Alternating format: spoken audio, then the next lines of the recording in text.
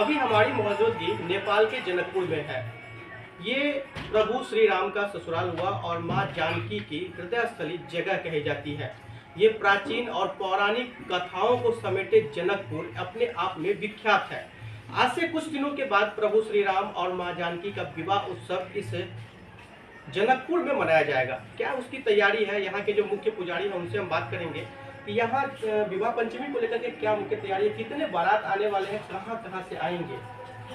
जो यहाँ जो सीताराम विवाह पंचमी महा महोत्सव है, ये त्रेता युग से जो हम लोग भगवान राम को दुल्हा रूप में सीता जी के साथ जो विवाह का प्रकरण और संयोग यहीं पर हुआ था, उसी तहत पौराणिक काल और इससे ही हम लोग सदियों से मनाते हुए आ रहा हुआ पर्व है सीताराम विवाह पंचमी। जो शीर्ष पंचमी को ये पर्व हम लोग विवाह का रस्म जो राम सीता का जिस तरह हुआ है वही हम लोग वैदिक रीति लोक विधि से मनाते हैं। इस बार 5 वर्ष के अंतराल में हम लोग अयोध्या और मिथिला के संबंध से यहाँ जनकपुर वासी एक बारात की आयोजन करते हुए आ रहा है।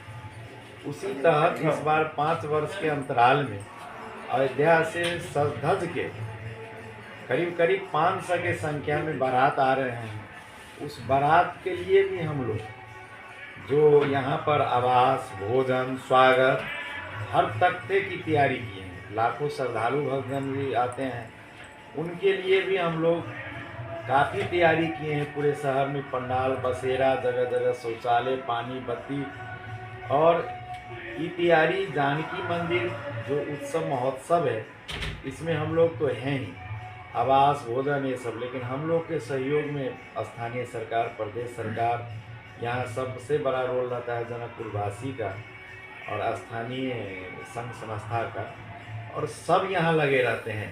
जैसे अपने घर में शादी, जैसे कि मिथिलांचल अतिथि सत्कार को लेकर के जाना जाता है और कहा जाता है कि जब पावन श्री राम आए थे जनकपुर में, उस वक्त भी उनके सामने में कई प्रकार के व्यंजन परोसे गए थे। तो इस बार की क्या तैयारी है, बारातियों को कितने प्रकार का व्यंजन जनकपुर वासी करवाने वाले हैं।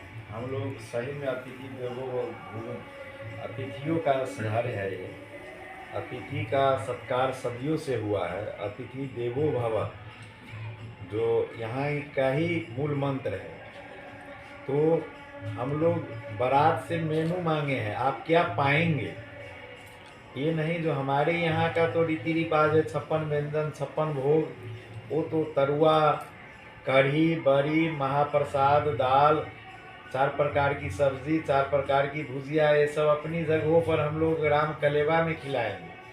लेकिन उनके भी हम लोग हिसाब रखे हैं जो आपका अनुकूलता जो भोजन है, कोई दक्षिण भारत से हैं, कोई कहीं से हैं बारात के रूप में, तो हम लोग उस तरह से मैनुअल मांग करके स्वागत कर रहे हैं। जो आप क्या पाएंगे वही आपको पवाया जाएगा। और क्या तैयारी उनके रहने वगैरह का? रहने के लिए हम लोग काफ़ी 4-5 यहाँ के बड़े बड़े धर्मशाला, जो एक लग्जरियस धर्मशाला सब है, वो सारे धर्मशाला सबको हम लोग चाहे रखे हैं हम लोग, और उसमें उन लोग को आवासीय व्यवस्था किए हैं, भोजन की व्यवस्था की है। सबको जितने कार्यक्रम होगी सब में एक बारात कितने दिन रुकेगी यहाँ पे?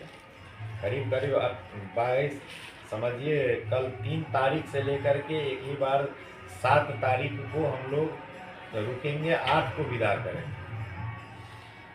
ये हमारे साथ है जनकपुर धाम के मुख्य पुजारी, जानकी मंदिर नेपाल बड़ी सरकार है, और इनके मुताबिक हम बात करें तो मिथिलांचल की एक परंपरा रही है कि जब शादी विवाह होता है मिथिलांचल में, तो लड़के वाले से वधू पक्ष जो होता है वर पक्ष से डिमांड रखता है कि आप बाराती सत्कार में क्या खाएंगे। वो तमाम रीति रिवाज यहाँ पर आज भी अपनाई जा रही है। यहाँ पे जो 56 और 58 जितने भी प्रकार के पकवान बन रहे हों, उन्हें साइड करके जो बाराती में आने वाले लोग हैं, चूँकि बाराती में लगभग दर्जनों ऐसे राज्य हैं जहाँ से अयोध्या लोग पहुँच रहे हैं और वहाँ से बतौर बाराती बन के जनकपुर आ रहे हैं। तो कोई साउथ इंडियन है, कोई कहीं के है, तो उनका जो तमाम भोजन है वो उनसे डिमांड किया गया है। और सबसे अच्छी बात ये है कि कहीं से भी हो जनकपुर वासी उनके लिए वो भोजन यहाँ पर उपलब्ध कराएंगे। तो ये मिथिला की जो परंपरा रही है उसे आज भी जनकपुर में निभाया जा रहा है। नेपाल से अभिनव कुमार।